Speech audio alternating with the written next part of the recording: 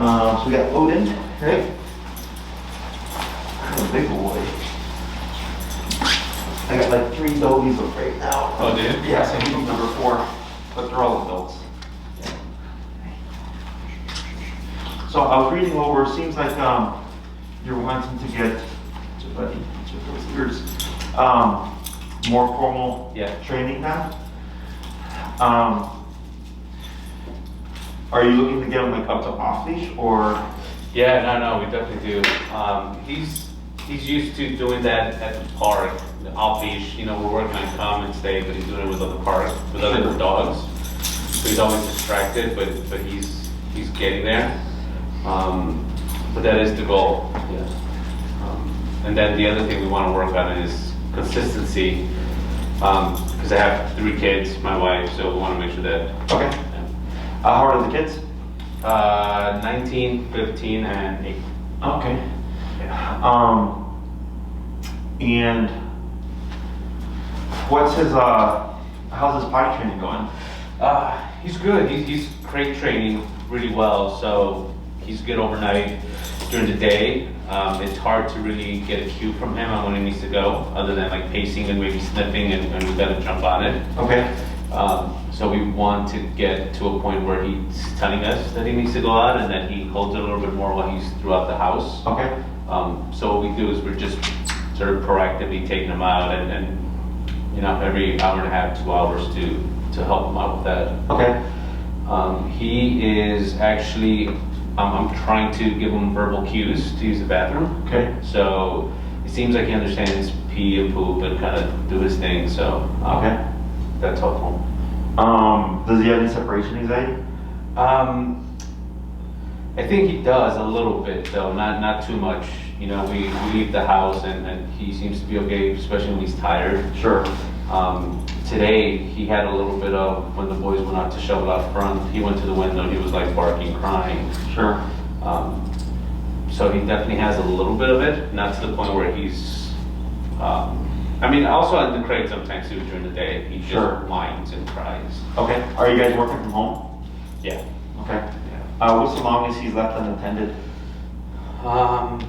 Maybe 4 hours, 5 hours. Okay. Yeah, it hasn't been like an all-day thing. Yeah. Is that on a regular basis, or is that like on occasion? No, it's occasion. Yeah, we're normally, someone's probably always home right now. Okay. So we haven't gotten there yet. So that's when we do stuff over the weekend, go shopping, dinner, something like that. Yeah. Do you have like a 9 to 5 where you would end up going back to work, or you just like always work from I home? do have to go, but the kids are still at home with school. So, so there's someone there, which is why it's hard to kind of get some of that consistency. Sure. I have a specific approach. The kids have, you know, a little bit more lax because they're in class and kids, you know, so. Sure. So right now we don't have sort of that 9 to 5. My wife does go to work. She's the one that's going in and out more. Okay. Whereas I have a little bit more flexibility. Sure. Is anybody having any difficulty with him behaviorally, or is he like for the most part, you know, friendly with all the kids and stuff, or is he getting a little snippy? I think he is, now that we're going to the park and he's socializing with a lot of dogs there. There was maybe a week or 2 ago, I can sit right Yeah. a week or 2 ago when we first started doing it, where I guess he got confused with playing and he thought nothing was okay because I was waiting to play with the other dogs. Sure. He's kind of coming away from that. So the only real behavioral thing is jumping. Sure. He jumps a lot, especially when he sees you in the morning. He jumps on counters. I'm trying to figure out what's the best way to sort of get him to understand personal space. Okay. Just because he wants to be sort of everywhere with you. Sure. Which is a doggy thing, I'm sure a puppy thing. And this too, like he sniffs a lot, he sniffs everywhere. Sure, which the sniffing of course is fine. Yeah. But no aggression, nothing to the point where, I guess no negative behaviors, if that's the best way to describe it. Sure. And it looks like he's already fixed, is that correct? No, not yet. Not yet, okay, maybe I'm just getting ahead of you here. It's just tiny. Yeah. Are you planning on getting him fixed? That's something that we're thinking about doing now. So I started doing some research about when and where and stuff like that. Sure. Timing, the beginning he's having within the first year. So, yeah. So when it comes to puppies, because he's still a pretty young dude, Yeah. is it's really personal preference when it comes to neutering. Yeah. If you're not gonna breed him or anything like that, at the end of the day, your dog are rules, but I do suggest people do, because for dogs, the need to mate is a need. It's not like a decision, and it happens about two times a year. What can happen is they get really frustrated because they're not meeting that that need, and then you start to see more agitation and frustration. Okay. In the year of 2020, I think I had 3 to 5 dogs that were unneutered males, and they were just kind of off the walls, and I could just tell they were frustrated. And we actually got one here right now in our daycare, and they got them neutered, and it helped tone them down a bit. Neutering only helps testosterone-based behaviors. So like if a dog has aggression issues, I don't look at the neutering to help the aggression issues, because aggression and testosterone are not related. Testosterone won't affect any marking, any the need to replicate, or the mounting type behavior. Okay? Because it's a very common thing with veterinarians where they'll say like, oh, your dog's aggressive, neuter or spay them or whatever, and then they put them like on anti-anxiety meds, and that stuff almost always does not work. Yeah. So, but typically with these larger breed dogs, I think it's anywhere between 1 year to 2 years, because they say like, wait for your dog to stop growing. Yeah. Right? Developing. Exactly. So I've had people neuter their dogs at 6 months. I've had people neuter their dogs at 1 year to 2 years. I've had people with Great Danes and their dogs still end up being huge. So it's all personal preference. At the end of the day, I always just tell people make the decision that's going to make you happy. But definitely, if we start to see things kind of cropping up, we want to be proactive about it. In terms of obedience and stuff, because for the consultations, like if we're doing more advanced training, I'm assuming you did research on us, but we do like remote collar and prong collar. Yeah. Okay. So like for puppies under 6 months, we do a lot of food stuff because they're puppies. We don't expect that much. But like here, you can see they're getting a little frustrated. Some put rules on them.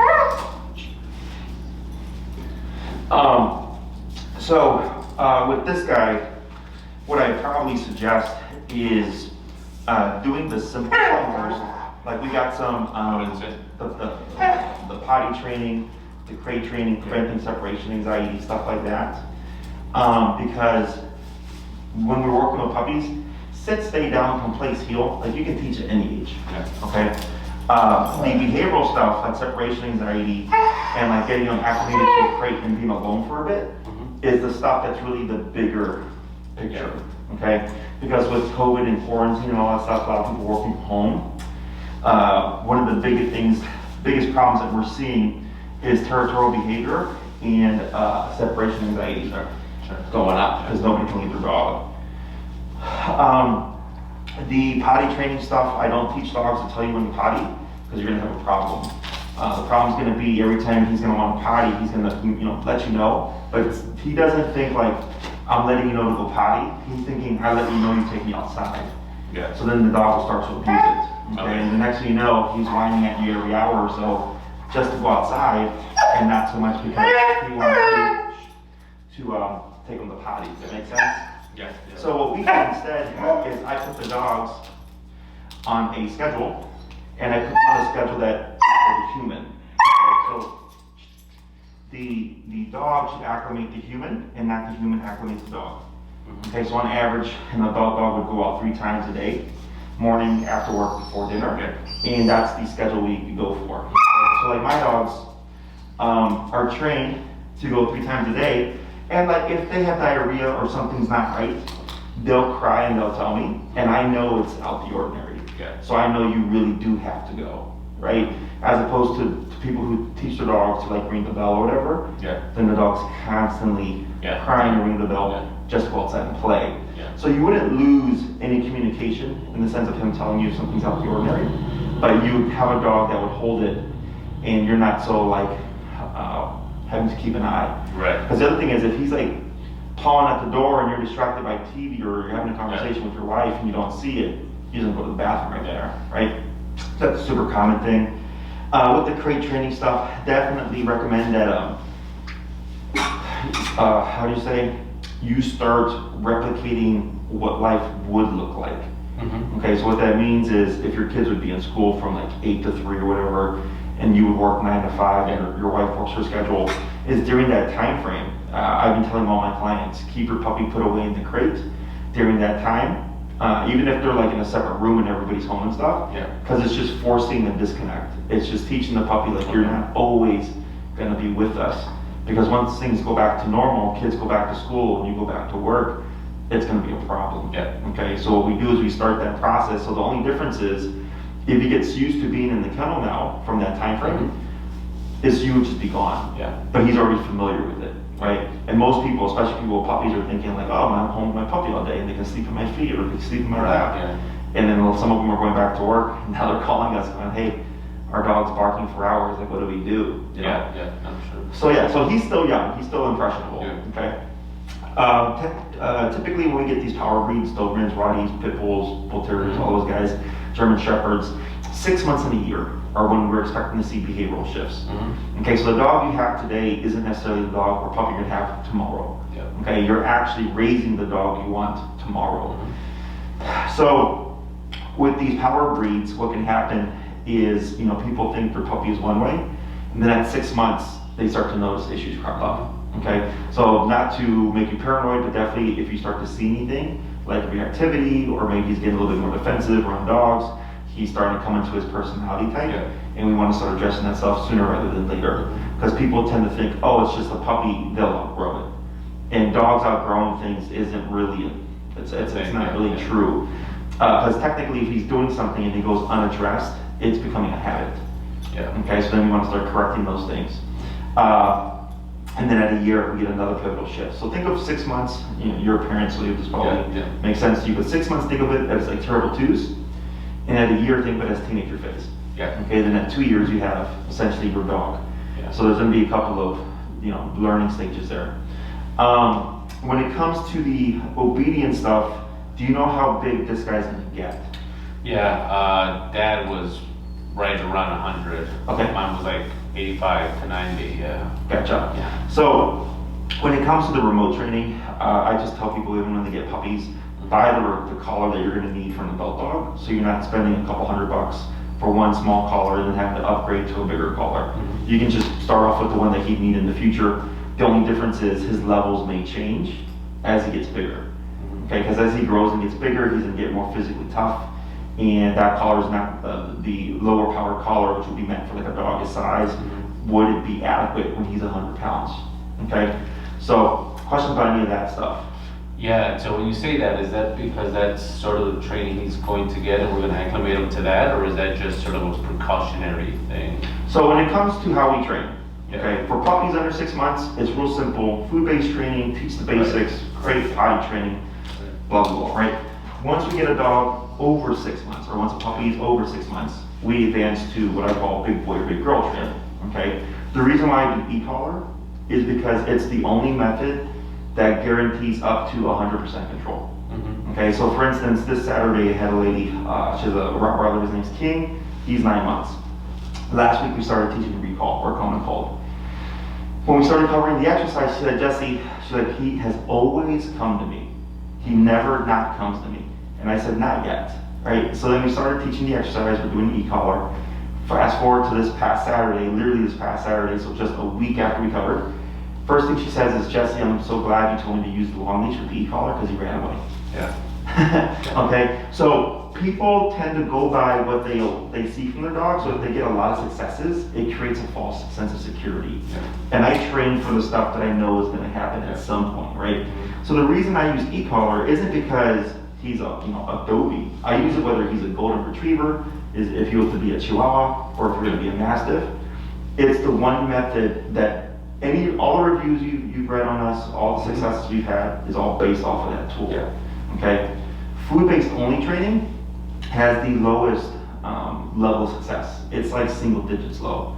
We're talking about needing to have a dog that's food motivated, a dog that doesn't care so much about distractions, a dog that really just cares about you and doesn't really care about anything else, is willing to work for the food all the time, right?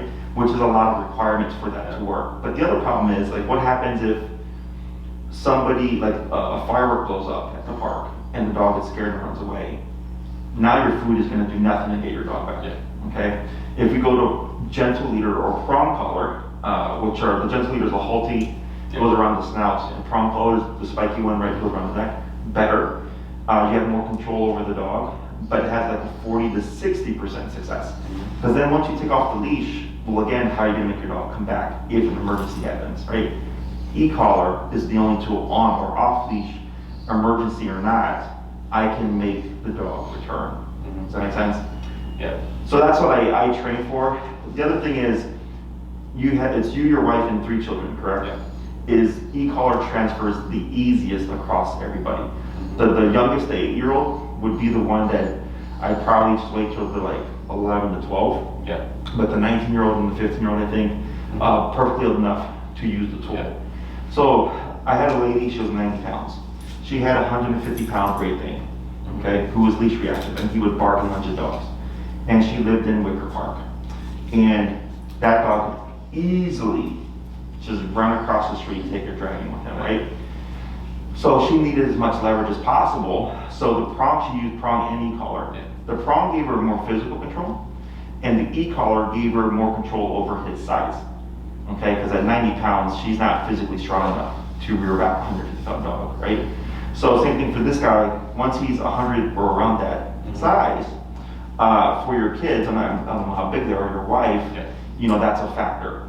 So when we do remote collar, I'm not concerned about how big is the person, right? I had a couple in the summer. They were like in their 70s. I trained their son's dogs. Yeah.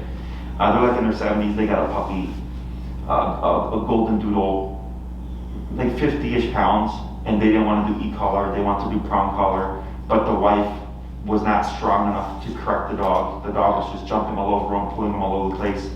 Then we put him on e-collar, and that fixed all their issues. Because now it's not about physical strength or skill. It's just press this button at this level. Yeah. Okay, so when people think e-collar, they're thinking, oh, that's only for aggressive dogs, right? And I go, no, it's for all dogs, because it's the only tool that guarantees on or off leash control. Plus, if I'm working with children, or I'm working with, like, you know, the husband could be 6 foot and the wife could be 4'10" with a 100-pound dog, like, I don't care about any of that stuff, because I know the tool will close that gap. Okay, does that make sense? Yeah, no, it does, yeah. And what happens long term? It's because that's the way you're training. So is it they're going to have the e-collar for the rest of their life? When you need it, okay? So, you drive? Yeah. You go to the expressway? Yeah. You go to the speed limit? Oh, of course not. But you're aware there's a law that says don't go past 70, Yeah. right? But what happens when there's a squad car? Right. You slow down, right? So that's a dog. It's called opportunistic behavior. All animals do it. Humans, dogs, cats, you know, fish, any living creature who has a survival instinct has opportunistic behavior. So for us, when we know there's no squad car around, we know there's no threat of consequence. We can speed, right? For dogs, it's similar. So think of that collar as a cop on a collar. When it's present, the dog understands that, okay, the cop's here, I have to behave myself. I can't be a brat, or I can't get away with not listening, right? So it's not that you're always using it. It's like if you're gonna go for a walk, if you're gonna go to the park, go to the dog park, go hiking, go to a restaurant, have guests come over, there's gonna be something outside of the norm, right, that you can't account for. So it gives you control if needed. So like, I had a client that lives in Lincoln Park. He was walking with his dog off leash along the lakefront. And as he was walking, he turned around and saw his dog nose to nose with a coyote, okay? So he's like, hey, Jesse, he's like, you know, we trained, he's like, I'm so glad we trained Emmett on the e-collar, because his wife hated e-collar, but he was pro e-collar. And he did 12 classes with me, his dog was fully trained. And he called his dog, dog came back like that, right? And his message was simply like, one, my dog responded, like, he's like, I was in panic, I just called him, and he responded like that, which is great. But then he also said, like, even if he hadn't responded, I wasn't worried because I knew I could make him return using the e-collar. I've had people's dogs run away because of fireworks. You know, I was walking my dogs through Logan Boulevard, October, this is 2020, and my pit hates fireworks. And I wasn't expecting, you know, they were going to be off leash or anything, so I was just walking on a leash, and somebody blew up a firework, and my pit goes into panic. And I'm pissed because I'm like, who lights a firework in August, October, and now I gotta walk my dog home 2 miles in a frantic state, right? So So it's like the stuff that you can't account for. If you do the training, you follow up with the training, it's not that you're always using it. Yeah. It's just present in case something happens, but also your dog thinks, oh, that cop is around, Yeah. so I have to be compliant, okay? Because that's the most common question that I get, when does the e-collar go away? Yeah. And I just tell people, like, it doesn't when you need it. If your dog's a great dog in the house, great when people come over, you don't need it. But then when you go for that walk, or if you go to the park and you're not, he's gonna be off leash in an unenclosed area, don't know what's gonna happen. Life happens sometimes. But I'm not worried, because even in the case of an emergency, I have a means of making my dog return, Yeah. okay? What happens when you do get a dog, and I'm not saying maybe he can turn into this, but smart enough to say, okay, now I can act up now because there is no We get other means of correction. Okay. So like right now, like in the beginning, you saw he was getting vocal and like snippy earlier, like the first 5 minutes when I took him. Oh, when you had, yeah. Yeah, and you saw me just kept doing this to him. I wasn't saying sit, wasn't saying no, I just kept repeating. I was putting rules on him, right? And I was putting consequence to him. Very minor consequence, just so I could settle him down so I don't have a puppy going like this all over the place, right? I give you other, so like let's say you're in your home, he's without the collar, we don't need it, but he's like trying to steal something off the counter, right?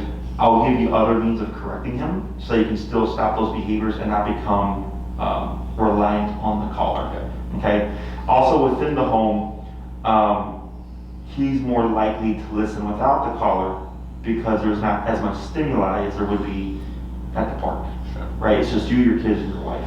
Yeah. So dogs tend to be more obedient in that setting, unless what can counter you is like if we baby the dog too much. So like most people get dogs for companionship, but you can't be your dog's buddy and authority figure at the same time, right? Like I don't tell my friends what to do, right? They're grown men, they do their own thing, and we're friends. I don't have no authority over them. But I can tell my employees what to do, right? But they can't tell me what to do because that's the relationship. And I'm not saying you can't be, companion to your dog or whatever, but if your relationship is more companionship, buddy-buddy, than it is kind of parent-child, teacher-student, he's not gonna listen, okay? So that's a real common thing, especially like, let's say with the kids. Okay. The kids will probably complain like, Odin's not listening, blah, blah, blah. But maybe they cuddle with him the most, Right. And I get it, they're kids. But that's where you as a parent, you're more the like, how to say, the final say. And then, yeah, but it's a balance. Like my pit, I've had her since she was 3 months. I'm her 4th owner, and nobody could keep her because nobody was putting rules on her. So in 1 month of leaving the breeder, she went to 3 homes before she got to me. And when I got her within like the first day, she was great because like this guy, I was putting rules on her and I was consistent. So that stuff, very common. I've been doing this for 10 years, so I have a pretty good idea of people and just the problems they come across. But I give you different options, okay? Yeah, no, that's good to know. That's part of because I did see the reviews and I saw that, once you're 6 months and older, how you approach it a little bit differently. So it's good to sort of hear those options. I can see how it would be hard for my wife and my daughter, because the youngest one is my daughter, to say, hey, this is the method of training we're taking. Sure. But for the boys, I think, and my 2 oldest are boys, they would get acclimated a little bit more. But to me, it is important to sort of set a structure that is across everyone, just because that's exactly it, where I have, a little bit more firm than the rest of them are. Correct. But they all want the same results, particularly with like my wife, right? Correct. And super common. I've worked with many families with kids, and I understand it. Like I have one, they have a golden doodle. Yeah. Dude's like 25-ish pounds, like soaking wet. And they got 3 young kids. I think the oldest is maybe 13. Yeah. And I kept telling them, like, your kids need to understand that you need to be allowed to correct this puppy or whatever. And the puppy was only like 4 months when they started training with me, because we were doing the simple stuff. But I kept telling them, like, hey, just watch for these things. And then towards the end of the program, the puppy actually bit their youngest daughter for taking a bully stick away. You know, and I told them, I'm like, that's exactly what I was telling you about, is rules help prevent these things. And I understand because the kids don't like it, but you're the parent. Like, you know, me growing up, it was my mom, whatever she said, that was the final word. And if I disagreed with it, I just got spanked because I was raised old school. So it's super common. E-collar isn't as bad as people think it is. Okay, in my opinion, it's not even bad at all. Which is why we're recording everything. Well, one, we record everything because of COVID, because of all the verbal instruction stuff. So showing people that we're operating. But then also, it's a resource now. So you could go to my YouTube channel and you could look up like puppy, and you'll see videos of us e-collar training puppies at 6 months. Okay, and I always say, so I can actually start at 2 months, but I say 6 months because most people aren't comfortable with the small puppy being e-collar trained.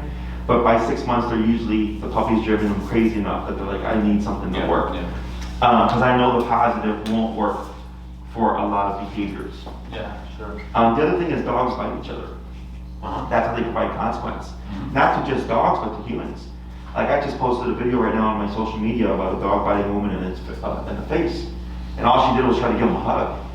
You know, and you know, I look at it and this woman thinking the dog is a cute, fluffy little teddy bear, and the dog was not. And aggression isn't something your dog is born with or without. Aggression, everybody is capable of becoming aggressive. I look at aggression as anger. So for a human, like if someone were to say, well, I never get angry, I'd call BS.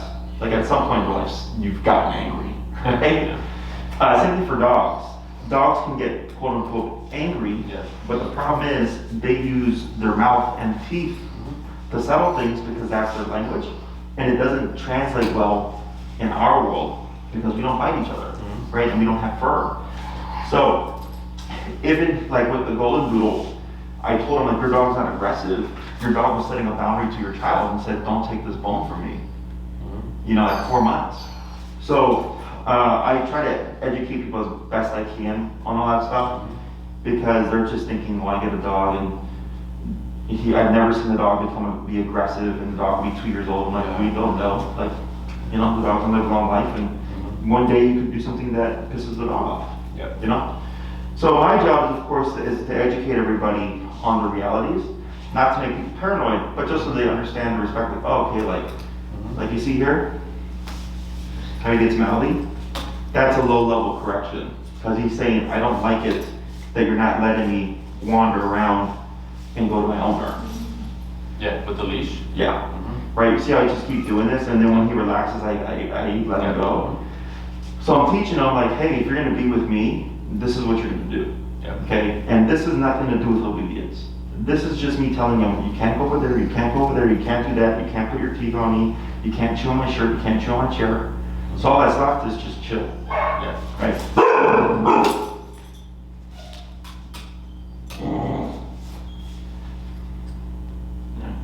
You see how I still work here. Questions about any of this stuff? No, it's a matter of you know, the e-collar and how that works and timing and everything like that. Sure. It's about the obedience stuff with us, you know. I've seen him interact with other dogs, but like you said, I do understand that he's still developing, right? He's still becoming, you know, he's still understanding how to behave. Sure. We haven't had any, behavioral issues with other dogs, other than he's always the one that's already playful and excited, you know? You know, to the point where some other dogs are like, all right, chill, you know? So it's the listening consistently and some of this stuff here, where some of that anxiety does come in, you know? But other than that, it's structure, you know, we just have structure and we want to have it long term as opposed to just only listening to me or only listening to my oldest or my wife as opposed to everyone universally. Sure. So when it comes to like the simple stuff, because what I would suggest is, since he's 4.5 months, you still got to do potty training because that's still a work in progress. The crate training stuff, and you can shape things using food. Is with the puppies we're doing over Zoom, you pay my because my rate is the same. I have a flat rate, right? Yeah.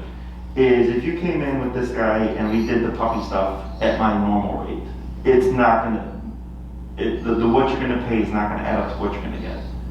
Does that make sense? So, explain it to me, yes. So like, I understand. so my Zoom sessions for puppies, for 6 classes, I think it's like $475 or something. We do that over the computer or whatever, it's a lot of FYI. And my 6 class rate is like $1,000 something in person. Like your in-person stuff. Okay?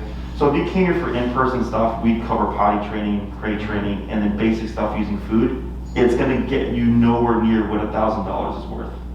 I already know that. Yeah. Okay? So that's why my rates are how they are, because I know if I do remote with the puppy 6 months and older, I know what I can get done. And I know the owner's gonna leave going, that was worth $1,000 for 6 hours of Jesse's time, right? But if you tell me, I, for instance, just wanna focus on the basic stuff, and I tell you, well, my rate's $1,000, and you're like, okay, I pay it, and then you do 6 classes, you're gonna walk out here going, that shit was not worth $1,000, right? So that's why I do that, because I've been doing this for 10 years. I know what people want, what they're looking to achieve. Of course, we want reliability. We want something that's going to work, something that's going to transition or transfer well to the other family members, as long as they're doing the same thing with that consistency. But for the puppy stuff, it's kindergarten. Yeah. You know, that's why if you look up most of our puppy videos on our YouTube will be Zoom sessions if I'm working with the client, or they bring them here for like puppy head start, which is more so based around potty and crate training, not so much around obedience. Okay. People keep contacting us thinking it's meant for obedience. We keep telling them no, like it says on the website, puppy head start is centered around potty and crate training, right? But we do simple obedience. We do a 15-minute session with them because they're puppies, and we're just trying to get their brain developing. But other than that, like it's nothing that what we do here that would stick to you. Right? So then, if you did puppy training, I would show you how to shape behaviors using food, teaching to sit, teaching to down, teaching to come, but it wouldn't be anything reliable. So then most people, what happens is they do a bunch of food training with their puppies, and then when they go outside, they start to notice that the stuff that they taught using food isn't sticking or isn't transferring to the real world. So then you go to the dog park and he's playing, and you could do 3 months of recall work using food, but then when you go to the dog park, playing with the dogs is more rewarding. So then he ignores the food. Does that make sense? Yeah. So that's how we do those things. So my suggestion would be is for the puppy stuff, we just do simple puppy Zoom stuff. Okay? It's stupid simple. And then once he's old enough, you know, talk to your family and stuff, and then, you know, you can educate them, and whether or not they say yes or no, you know, I don't know. But then I'd say, then come back, and then you pay the in-person rate, and then we work on getting a reliable recall where I don't care what the context is, dog park, running away because he's scared, backyard, off leash, hiking in the trail, you know, you're gonna get that 100% or as close to 100% as possible type of recall, plus all the other obedience. Okay. I'm not interested in sort of that puppy training, like the beginning stuff, just because I'm sure that all of that's going to come with the next one anyway, right? So it would be that sort of next level of training that I'm looking for. Okay. So it makes sense. The one thing is, do you think any of sort of those results are achievable without the e-collar? No. Okay. I've been doing this 10 years. No, I get it. All the reviews you've read, except for maybe 1 or 2, are all e-collar trained dogs. Because remember, it's the only tool that guarantees as close to 100% as possible. So if you go to a doctor, right, you got something wrong. He's like, this has a 5% chance, this has a 55% chance, and this has a 95% chance. What are you gonna pick? I want the 95, right? Depending, there's no really bad side effects. Same thing for e-collar and all that other stuff. Is food only? Definitely not getting anything reliable. And food only is the most popular, most widespread used method. So if food only training worked as well as they say it does, there'd be more well-trained dogs. Okay. Gentle leader and prong collar, much better. But the problem would be, again, when you remove that leash, he's gonna know you don't have a means of making you return. Okay. E-collar is the only tool that does that. Okay. And yeah, because the other thing would be like if you did prong or something, it's more physical. You're yanking your dog now. Now people have a problem with the physicality of yanking as opposed to pressing a button. Because there's a disconnect. And e-collar, you're not electrocuting your dog. Okay, it's not like a taser. It's not like sticking your finger in an outlet. It's miniaturized TENS units and e-stim. Are you familiar with that? Yeah. So if you go to a chiropractor or physical therapist, so let's say like you messed up your arm, there's these little circles, and they put them on your arm, and it twitches the muscle. They use it, there's like an infomercial. Sure, I've seen that, Yeah, it's the same technology. Okay. So it's just a muscle contraction. But people think they're electrocuting their dog, like the electric chair. That's not how it is at all. They use the technology in humans. And if anything, the technology is more refined because with the TENS unit, the human version, there's risk of electrocution. If you have a pacemaker, they can't use it. If you get near water, you can't use it. With e-collar, we don't have that fully waterproof system. I work with dogs with heart murmurs, seizures, all sorts of medical conditions, no problem. And there's no risk of electrocution. Okay, so it's more so just how people perceive it. People also don't want to hurt their dog, which I understand, right? I don't want to hurt dogs either. But dogs bite each other. So like for me growing up old school, like I was spanked, and someone could look at it and say like, oh, your mom hit you. I'm like, I don't look at it as my mom hitting me. I look at it as discipline. Right? There's a difference between abuse and discipline. Okay, so when we apply the e-collar, if you're just like maxing it out and like making your dog yelp all over the place, I would say that's abuse if there was no intent, right? But if the dog had just like tried to run away, right, and you're in panic mode or something and you max it out and you tap your dog and the dog shrieks but then comes right back to you, well, I don't think that's punishment. I thought that was either you risk your dog getting hit by a car or you gave a split second of discomfort to make your dog return and prevent that from happening. Which obviously if you formally train your dog, we don't even get that, but that's how all this stuff works, And so the last thing I want you to tell me is, hey Jesse, my dog ran away and I wouldn't come back. And I had that happen to people. Not that the dog didn't come back, but that the dog took off. I had a lady, it was our first post-COVID client. Before our third class, which is recall or come when called, her dog took off on her. And she said, Jesse, I didn't know what to do. He was running toward the street, so I maxed out the collar and I hit continuous, which is the harshest correction you can give. And he came right back to her. And she's like, did I screw it up? And I said, no. I was like, because we haven't done recall yet. Your dog took off, and it was either you gamble, is he going to get hit by a car, or do I gamble getting him to return and avoiding him getting hit by a car? So, but yeah, it's the only approach that I use for dogs over 6 months because I know what the client wants, and I know it's the only real means of getting there. Plus, it requires the least amount of effort on your part. Other methods require you have to learn a lot of technical skill. You have to commit a lot of time to it, which I'm all for people committing time to their dogs.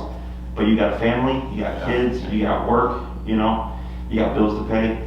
It's like, do you really want to learn how to be a dog trainer just to train just one dog? So. No, that makes sense. So when you think about the e-collar, I mean, a lot of it is the perception that you're talking about. So are they still like you're wearing a massive like pager almost, right? Sure, yeah. So the one I'd recommend for you is actually more refined. So they used to be boxes about that big. The one I'd recommend for you is it's curved. So it kind of hides a bit more, whatever. It's meant for 70-pound dogs and over, so it'd be the only type that would work for him. So it's masked a bit better. I have an 8-pound Chihuahua. He's trained on e-collar. I have my 60-pound pit. She's trained on e-collar. I've trained dogs as small as 5 pounds on the e-collar. The way it operates is, my theory is as low as possible, but as high as needed. So what that means is if my collar goes to 127 in increments of 1, is if he were to be perfect at 12, at 127, right? That's what, 10% of the power? Perfect, we're at 12. But if you were to need 87 to be his best self, then I'd be at 87, right? So it's as low as possible, but as high as needed.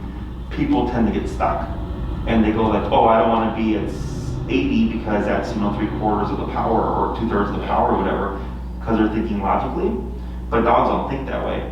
I had a 25-pound Schnauzer whose number was 80 something, just to be obedient, and you would see this really big contraction, but anything lower, the dog would blow off. So it's just a really tough small dog, because breed, temperament, size of dog, none of that stuff matters. I could have a Rottie, 150 pounds, be 20, and another one V60 Yeah. on the collar, different temperaments, right? Sure. So my job is to help you figure out all that stuff. And if you go to our YouTube channel, I always suggest that people watch a lesson 1, because lesson 1, no one knows what they're doing but me. The dog doesn't know what the e-collar is, you don't know how to use the e-collar, Right. and you see the dog go from one way to another way, right? Now I'm known for working with a lot of behavior cases, so the way they respond isn't the same as like a stable dog would, because if they're already an anxious, nervous, fearful, or aggressive dog, it's gonna come out, because that's their stress response, you know? So if you see a dog looking anxious, it's because it was already an anxious dog. The e-collar does not create or make behaviors that weren't already there come up. Sure, that makes sense. You know, because fear, nervousness, anxiety, or aggression are all stress responses. You know, so if he gets stressed and he gets anxious, you know, and then the e-collar is a stressor, you're gonna see anxiety. Right. So, other questions? So as far as so it's 9 weeks, right? We would want to do the in person. So you have what, 9 weeks? 12 We have weeks? 6, 9, and 12. 6, 9, 12. Okay, so the way those divide up would be, think of the 6 week as I walk my dog and I go to the dog park. Think of the 9 week as walk my dog, go to the dog park, and go to restaurants. And think of 12 week as all that stuff, plus we go to the dog beach, we go to parks where it's unenclosed, we go hiking with our dog. It's everything built off leash reliability, okay? So, I don't care what people do.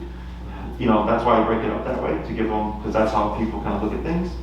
The one thing that has to be reliable is recall, okay? Off leash reliable. I don't care what the setting is, otherwise it's pointless, okay? The heel is the walking, you know, back pulling type of stuff. That one, you can get it to be off leash reliable, but it's not necessary to have a solid heel. So you can be on leash with the heel, and then playing with his dog to the dog park or a house park or whatever, and you have the means of getting him to come back, okay? I prioritize what you're wanting. So if you say like, yeah, those are definitely the 2 things that we really care about. Behavior is simple because it's simply correcting the dog. Okay, so if he jumped, barked, or mounted a dog, they would bite him to say, don't do that. So like for me growing up, if I talked back to my mom, if I didn't do my homework, or if I didn't do my chores, I got spanked for all that stuff, right? It was one consequence, but for a number of things. Dogs are very similar. So if you're like, yeah, Jesse, he's like jumping on my youngest, and like he's jumping on people that come into the home, and he's counter surfing, and he's barking at us for attention, right? It's just learning how to bite him in the human version in order to deter those behaviors. Okay. So if the concern would be like walking, recall, and correcting behaviors, 6 weeks is enough. Okay. If you're looking for stationary control, which like here you see how he's been like shifting around and all that stuff, right? Because I'm not doing any kind of formal stuff with him. The stationary control would be like if you said down or you said go to your bed, he wouldn't move for like 2 to 3 hours or however long you need him to, because he's gonna stay put. But he's not gonna be like doing all that stuff, right? Because here there's no real consequence. The only consequence for him getting up is that I flew up on the chain and I pushed down on his butt.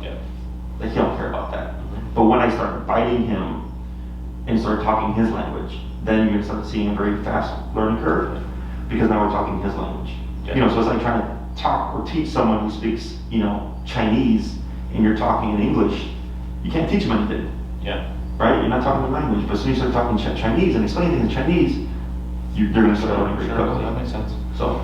So when we have a dog like him, you know, it's coming up on 5, 6 months, and we start that training, at what point does that impact his personality that we talked about, right? Like he's gonna develop, you know, could that potentially, you know, instill some sort of aggression or some sort of response to that treatment? no, unless you're doing something absolutely wrong. Okay, so e-collar actually gives a lot of gray area for people making mistakes. You don't need to be perfect timing or anything like that. You just need to know how to use the tool correctly. So I had a young lady, she had a Dutch Shepherd, and he was leash reactive towards humans and dogs. So she thought, I'm gonna get this collar, and whenever he does something bad, I'm gonna zap him on 100. Okay, and she didn't teach it correctly. So when I saw her for the first class, the dog was very anxious and just very edgy. Okay, and I just kept hearing him yelp. I'm like, man, I'm like, what's going on? And then finally, I'm like, are you doing continuous or Nick? And she's like, oh, I'm doing continuous. I'm like, no, turn that off. Go into Nick.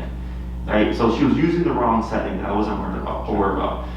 That was one class. She came back to the second class. The dog was so much calmer, so much easier, so much more relaxed, because now she was communicating correctly. Okay, so it can always be retaught. I get lots of dogs that are trained by other trainers and were trained, in my opinion, wrong. Yeah. And once we layer in the collar correctly, they can always relearn it as well. Okay? If aggression is not there, it's not gonna pull it out. Okay? And that's, so like the times that I had clients have issues with their dog or something like that, the dog had already bit or went after them before. You know, but my job, of course, is to operate and move people as safely as possible. Because I get dogs that do attack for others. You know, like that's my specialty, is aggression.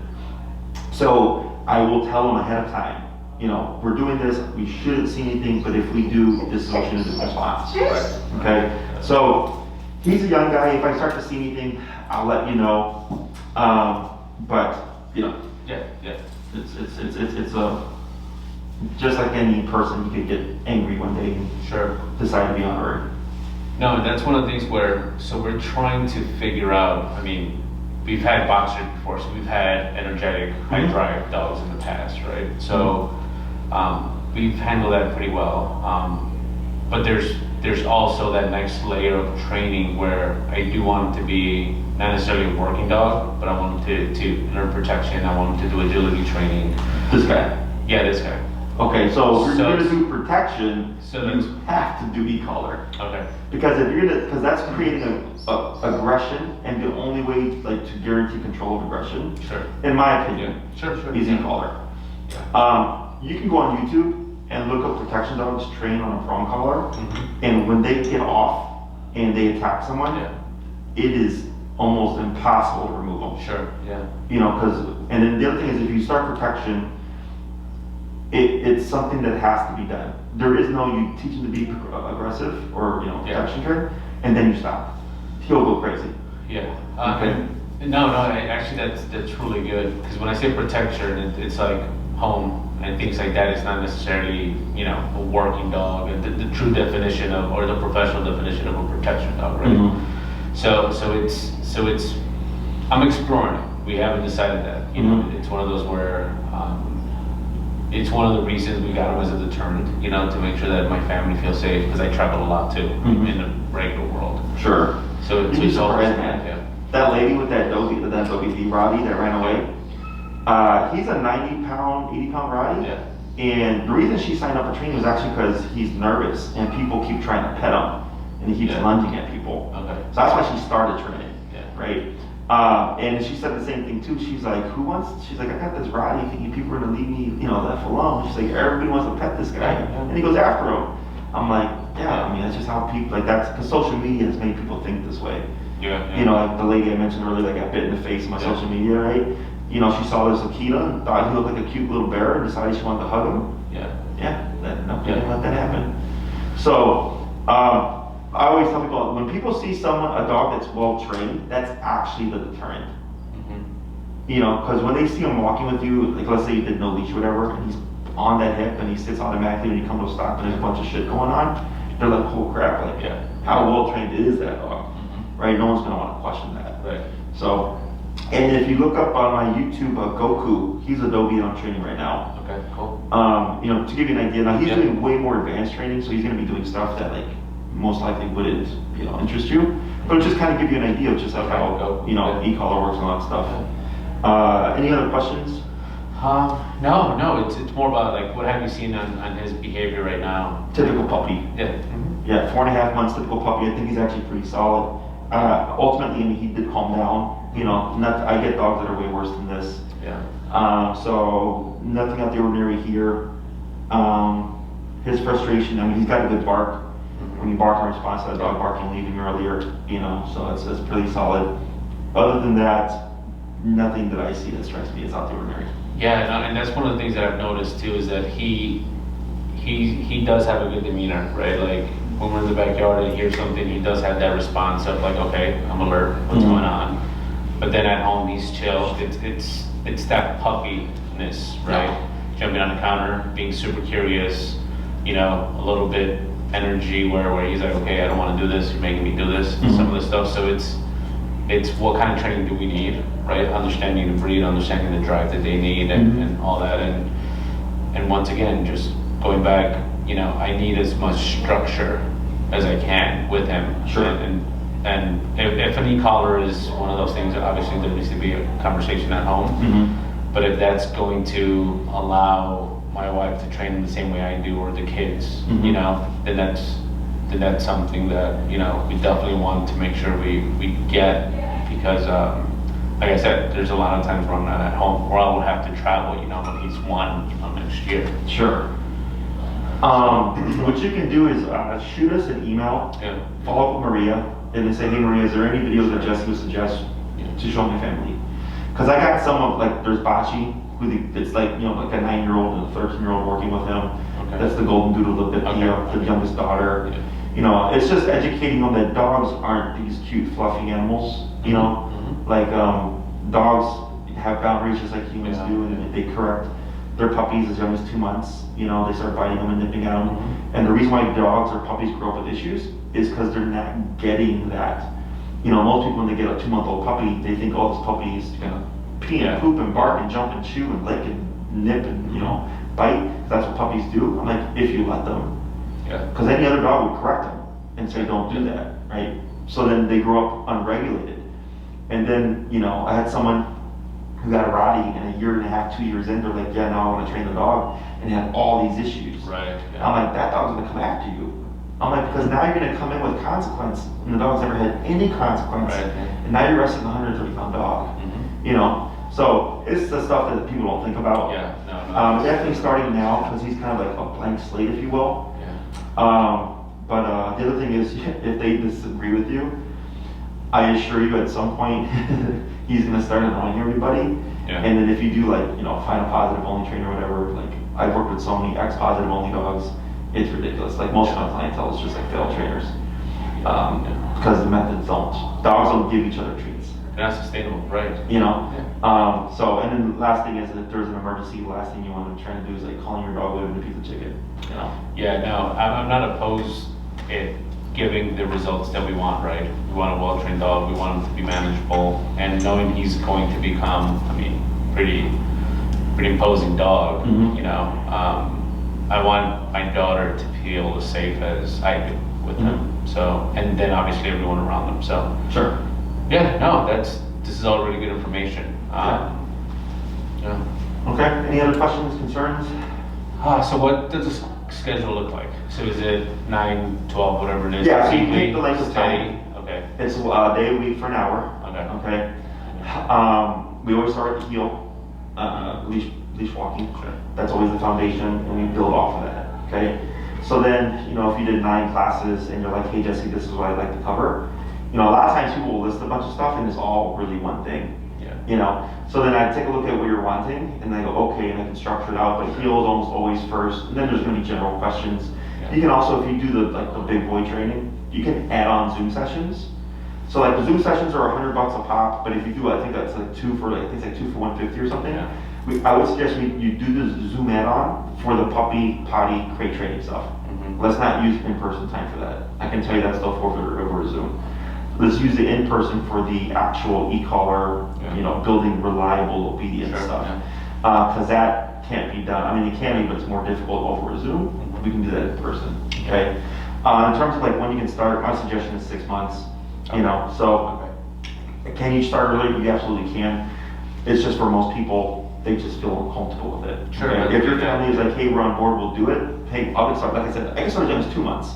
Yeah. But most people aren't comfortable, so about 6 months. Yeah. The other thing is you want to think about is you'll be training in the elements, right? So we have a facility here, we can use a facility, no problem, but then when you're doing your training at home, you're going to be training outside, Yeah. right? So that's just something to factor in. So if you wait another month or whatever, that puts you a little bit more closer to spring. Sure, to be outside and stuff like that. Yeah. That makes sense. In terms of my schedule, Maria handles all that stuff. Yeah. We've had a ton of consultations and new people signing up.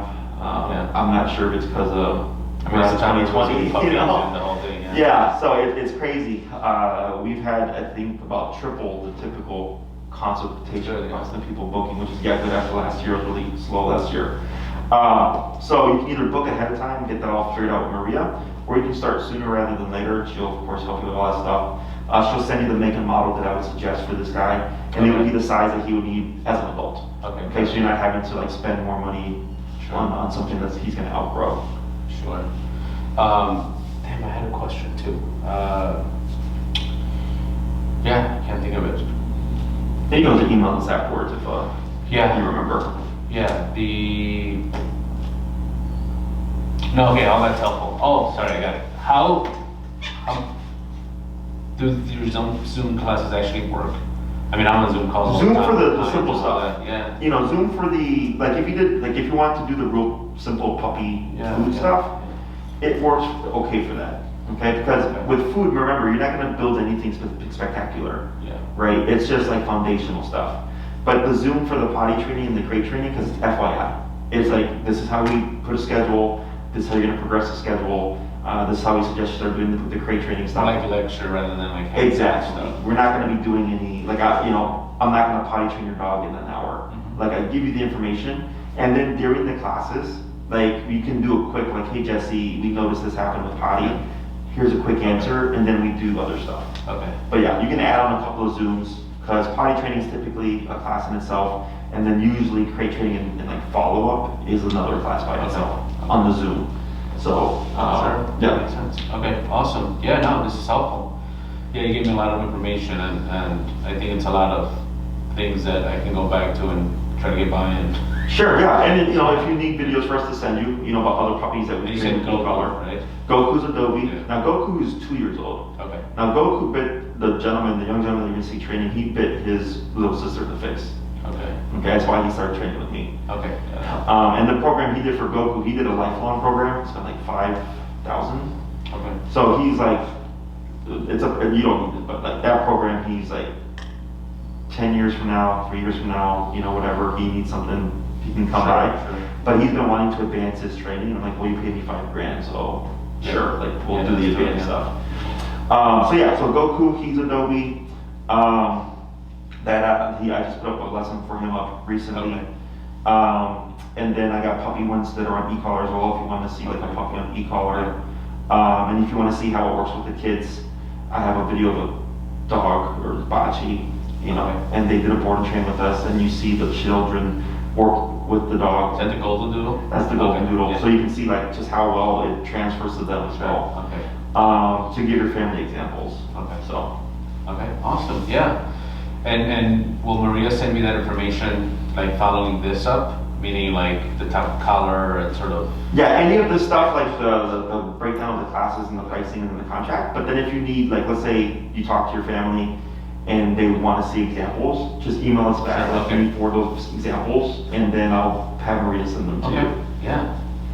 Yeah, that's good. Yeah, and I think I agree with you that a month's time or a month and a half, whatever that may be, allows us to get back out there and all that stuff. So okay. And then those sessions could be with everyone, right? Yeah. Would that be overwhelming to the dog? If there's no, but what I probably do is focus on the primary handlers. So if it's like you and your oldest, son, I focus on you two.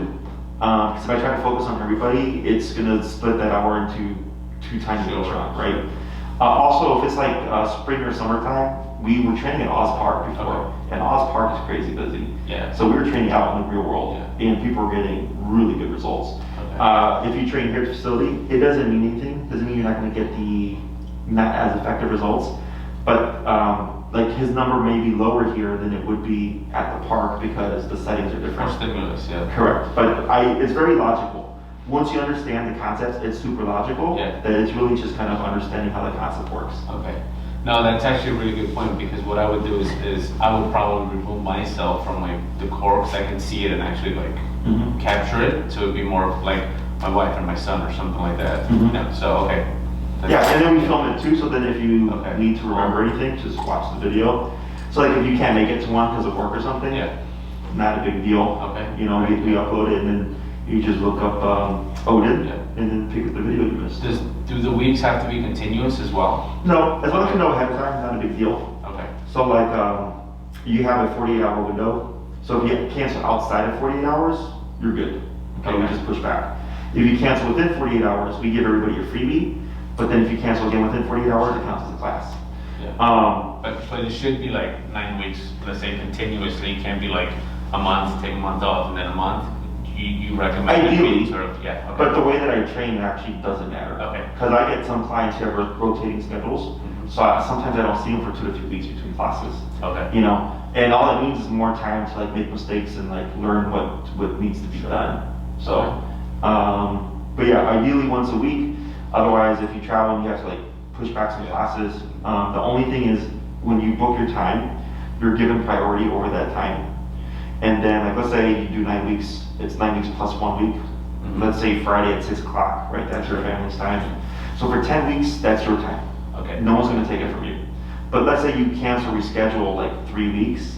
By the time you hit your 10th week, you've used up your priority, and evenings are my busiest. So then Maria would contact you and she's like, hey, you used up your priority, you still have a couple of classes left, but we need to book someone else. Yeah, you just schedule one. We just schedule, yeah. So we just move your time. Otherwise, I get backed up. Yeah. Okay, so you get priority, and that's your timeline, and then no one can steal it from you. But then after that, if there's been too many cancellations or reschedules, then we have to adjust. Okay. Last question. What happens after the 9 weeks and there's still some behavioral issues? Do you have some sort of like come back and let's rework, or come back and let's, continue this or extend it? Yeah, I mean, if you decide, so to answer that question, I've not had that happen. Yeah. Okay, sure. Because I'm like, this is simple enough. Yeah. Now, if like that dog Goku bit the sister in the face, I told him, well, you could do this, but at the end of 12 weeks, like, there's no guarantees. Sure. Behavior. Okay. So that's why he went with the behavior program. He paid that $5 grand because he wanted to know for the lifetime of the dog, he could come back, and I would help him. For you, what it would be is, I tell you, if you need something, shoot me an email. Got it. We fast forward a year, you email me a problem, and I go, oh, do this. And I type you the answer. Gotcha. And I'm like, if this doesn't work, let me know. Sure. Or film it and let me know. And then I'll let you know if you need to come in for an actual follow-up. Okay? Well, Because the way e-collar works, again, it's super logical.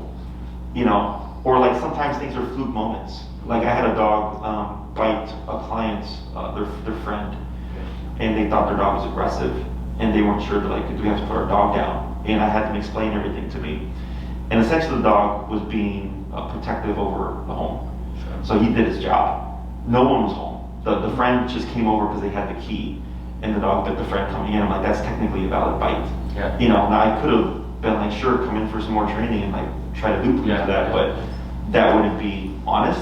So I just told him, yeah, that sounds like a fluke moment, as long as this doesn't repeat. Otherwise, your dog's going to think anybody coming in that's not you is an intruder. Sure. And that's just security. So I'm not going to fault the dog for that. So I think what my family would need too is probably training us on when to use it. Like what behaviors are. Oh yeah, I educate you on all that stuff. Okay. Yeah. And if you have questions, you can always just shoot me an email. And if you need something, down the line, like I get, the most common thing I get is over the winter time, people get lazy. Yeah. So they're like, hey Jesse, the dog's not listening, I need a class. And almost always, it's just raise your number. Yeah. That's almost always the answer. Right. Okay? So, it's pretty straightforward, but again, if you were to feel like you absolutely need some follow-up and book a class, that's good. you can do that, like after. Okay. Awesome, yeah, that's all I got. Yeah. Okay? So if anything pops up, you let us know. Maria will get in contact with you, she'll fill you in with stuff, and if you need some video examples, just shoot us an email. Okay. We'll get a couple for you together, and then you can have your family watch them. Okay? Sounds good. But yeah, I mean, he's a good looking pup. Yeah, thanks, man. Good job.